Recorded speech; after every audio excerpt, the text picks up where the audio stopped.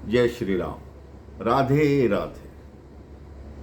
कहते अगर आपके मन में इच्छा है कि मुझे अपने इष्ट के दर्शन हों, अपने भगवान के दर्शन हों, तो भगवान के मन में भी रहता है कि जो भाव से भक्त मुझे पुकार रहा है मैं उसको दर्शन अवश्य दूं, चाहे कोई ना कोई बहाना क्यों ना लग जाए, लेकिन मुझे उसको दर्शन अवश्य देने चाहिए। वृंदावन में एक संत थे मेरे भाई बहन। उन संत का नाम था श्याम चरण दास। उनकी भक्ति अलग तरह की थी। वो दिन भर अपने आश्रम में रहते, गुरु की पूजा करते, उनकी सेवा करते, लेकिन रात्रि होते ही वो वृंदावन की गलियों में निकल आते, हाथ में झाड़ू पकड़ते और पूरी वृंदावन की गलियों को बुहारते रहते।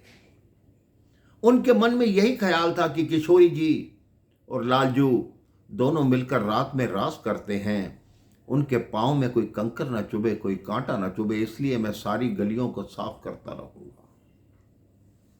कई वर्ष से उनका यही नियम चल रहा था श्याम चरण दास जी का। उनके मन में लालसा ऐसी आई कि हो सकता है किसी दिन मुझे किशोरी जी के चरण चिन्ह दिखाई दे जाएं तो मेरा जीवन सफल हो जाए।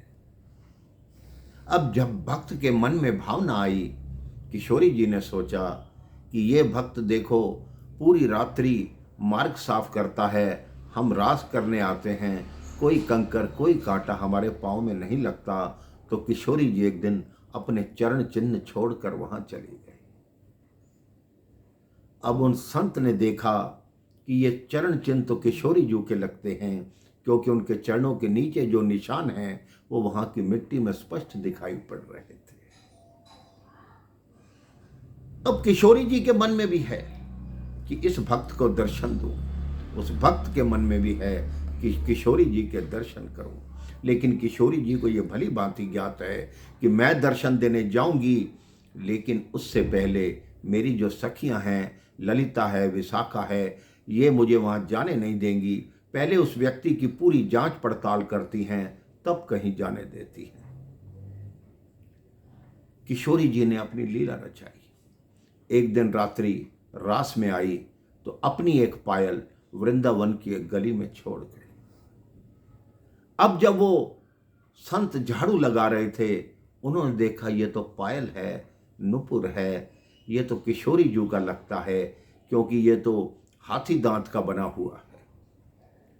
अब जब किशोरी जी रास के बाद वापस जाती थी या रास पे आती थी, तो उनका सिर से पैर तक का श्रृंगार उनकी सखियां करती थी।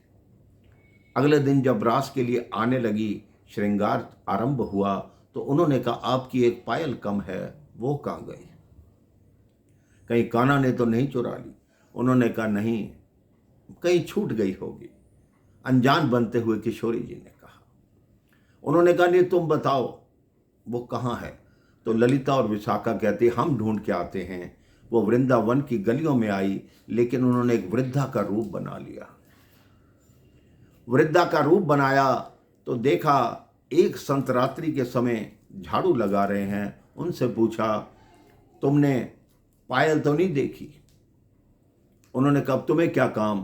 कहती हमारी बहू रानी है, यहाँ की लाली है, उसकी पायल है। तो उन्होंने कहा मैं कैसे विश्वास करूं? कोई भी आके कह सकता है कि मेरा सामान है। तो कहती बताओ कैसे मानोगे?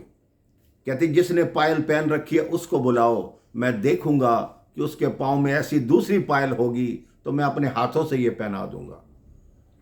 तो वो दोनों बोली आपको लज्जा नहीं आती, आप हमारी बहू के पास आएंगे? कहते मैं उनको शक्ल नहीं देखूंगा, मैं सिर्फ चरण ही देख के पहचान जाऊंगा कि वही पायल पहन रखी है। किशोरी जी तो चाहती यही थी। ललिता विशाखा ने भी सोचा बड़ा सिद्ध भक्त है, किशोरी जी के दर्शन करके ही मानेगा। अब किशोरी जी उसको दर्शन देने के लिए वृंदावन में आ पधारी। दूर से देखा, ललिता विशाखा ने कहा लो बाबा हमारी बहू आ गई, अब तो वो पायल दे दो। कहते मेरी नज़र कमज़ोर है, जब तक वो निकट नहीं आएंगी तब तक मैं नहीं पहचान पाऊंगा कि उनके पाँव में कैसी पायल है। किशोरी जो निकट आ गई, संत की आंखों से आंसू बहने लगे। उन्होंने अपने हाथ से मां के पैरों में पायल पहनाई और चरणों से लिपट कर रोने लगी। किशोरी जी ने उसे खड़ा किया और अपनी पायल का निशान उसके मस्तक पर बना दिया कि आज के बाद तुम्हारे मस्तक पर यही तिलक रहेगा। वो दर्शन से धन्य हो गया मेरे भाई बहन। लेकिन जैसे वो प्रातःकाल अपने गुरु आश्रम में पहुंचा, गुरु उस पर क्रोधित होने लगे कि तुमने मेरा तिलक छोड़कर ये क्या तिलक लगा लिया है, मिटा के आओ इसको। अब वो बता भी रहे हैं कि किशोरी जी मुझे लगा गई हैं। वो कहते कैसी बात है, पागल हो तुम, किशोरी जी तुम्हें दर्शन देंगी, जाओ ये तिलक मिटा के आओ, नहीं तो मेरे आश्रम से दूर चले जाओ। वो जमुना तट पर गए, सुबह से शाम तक उस तिलक को मिटाने का प्रयास करने लगे, लेकिन वो तिलक कहाँ मिटने वाला था। वो वापिस आश्रम में आए, गुरु और क्रोधित हो गए। गुरु ने कहा तुमने ये किया क्या? तुमने जो मेरे मार्ग पर चल रहे थे, तुमने किसी और को गुरु बना लिया, कोई और मार्ग अपना लिया, उसका तिलक लगाए, और ये क्या है, ये कैसा निशान है? उसने बड़ी समझाने, उन्होंने गुरु ने कहा नहीं, मेरे आश्रम से तुरंत निकलो। अब उस संत श्याम चरण दास जी ने किशोरी जी की प्रार्थना की, हे किशोरी जी, आप ही आके प्रमाण दे सकती हैं कि आपने मुझे दर्शन दिए हैं और यह निशान आपने दिया है। अब किशोरी जी तो वृंदावन आ नहीं सकती। उन्होंने कान्हा जी के एक मित्र थे सबल जी, उनको बुलाया कि सबल जी ऐसा करो, मैं वहाँ नहीं जा सकती क्योंकि उनमें अनेक पात्र ऐसे हैं जिनको मैं दर्शन देना नहीं चाहती। आप चले जाओ और उन्हें जाकर बताओ कि ये चिन्ह जो है मैंने दिया है।